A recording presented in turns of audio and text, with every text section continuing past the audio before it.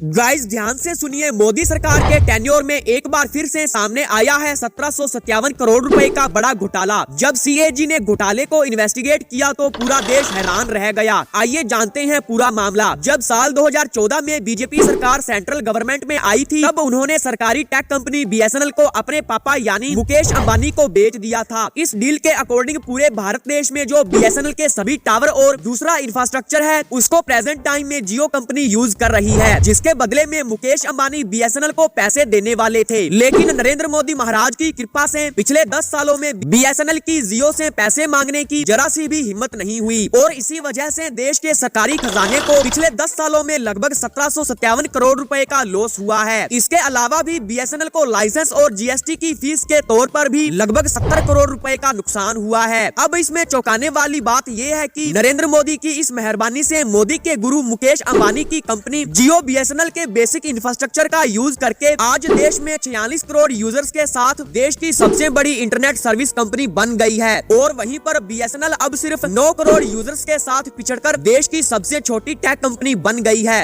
अब सबसे बड़ा सवाल ये है कि सरकारी खजाने को इतना बड़ा लॉस होने के बाद आखिर नरेंद्र मोदी और बीजेपी को क्या मिला है और इन 1757 करोड़ रुपए में से बीजेपी सरकार को कितने पैसे मिले।